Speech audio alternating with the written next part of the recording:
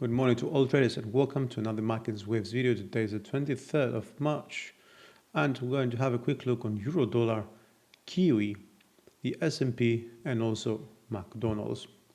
Starting off with the Euro Dollar, we still remain over here in this sort of range and without seeing a new high registered, to be honest, I start thinking that we might like another leg down.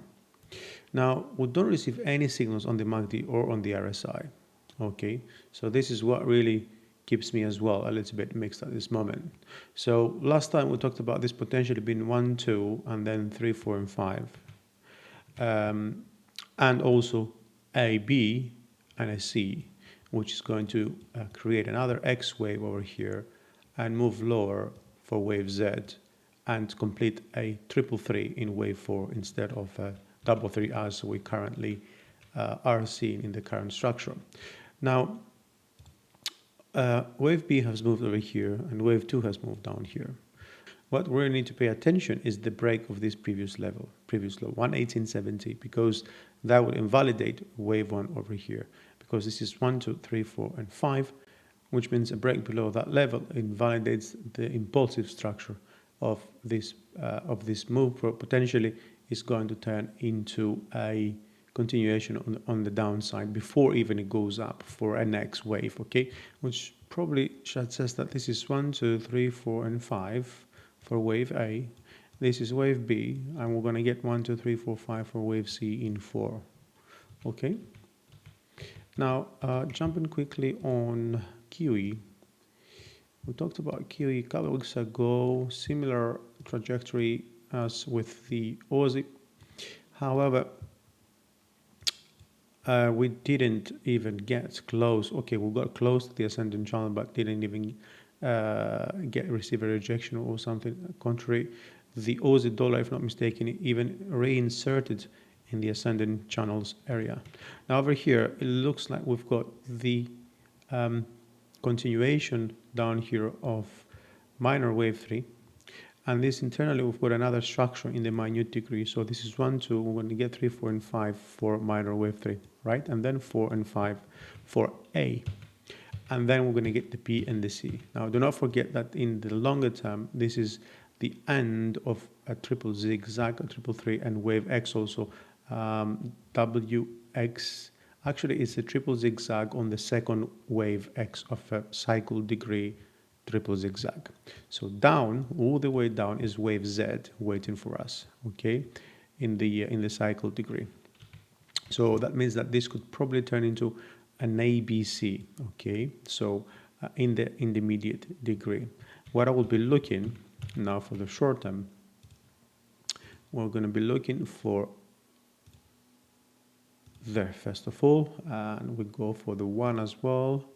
So we're going to be looking for probably the 69 cents, okay? We are at 70.75 as we speak, which means internally we're most likely going to get another structure as indicated before.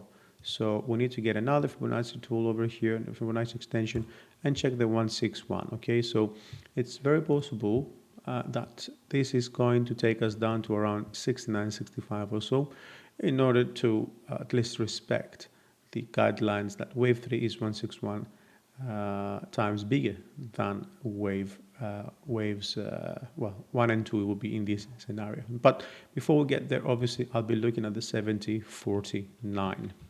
Okay, now jumping on the S&P. The S&P, we were expecting a correction, which now seems to have ended. In that scenario, it looks to me like we're going to get a 1, 2, 3, 4, and a 5, which means this is internal structure 1, 2, 3, 4, and 5. Yeah, or it could be a case because we still got this coming in as an ABC.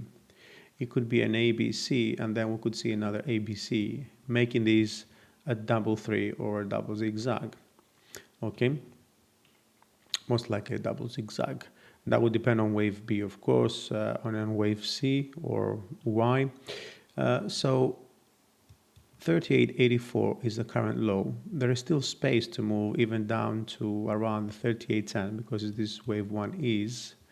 And also, it's 38.53, the 38.23 as well are the 50 and 61.8 Fibonacci retracements of wave 1.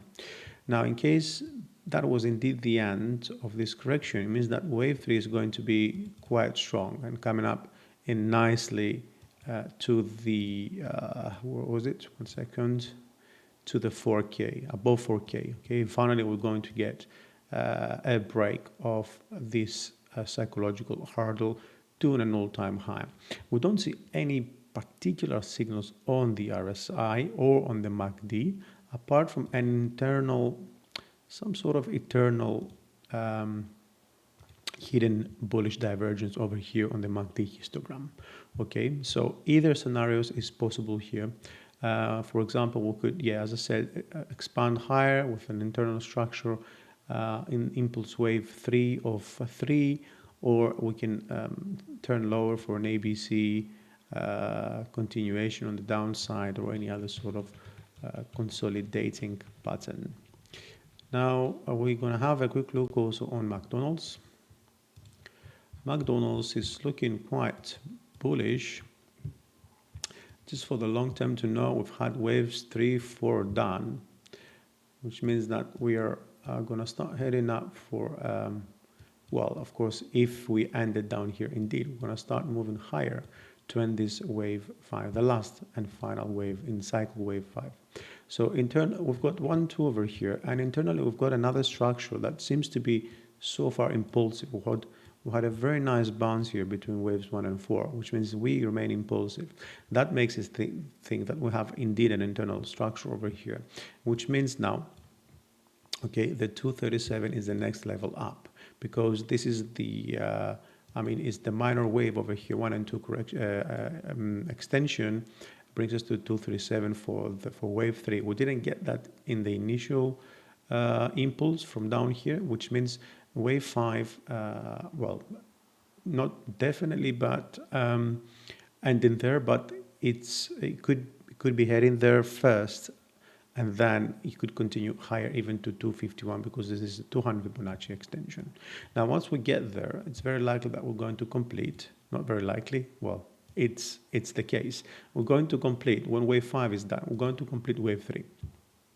So, in order to see where exactly we could be expecting that to be the case, we need to draw the intermediate degree Fibonacci extension, okay?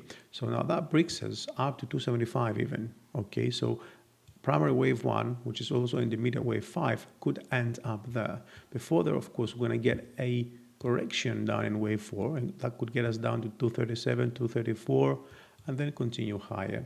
Once we break above that level, most likely it could be a false break initially, and then we're going to get down in primary wave 2 and then continue higher with a very strong, perhaps, break of this ascending channel. So this will be all for the day, guys. I hope you enjoyed the video.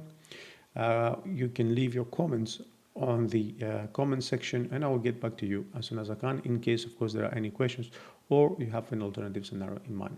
Thanks for watching, and we'll speak again tomorrow.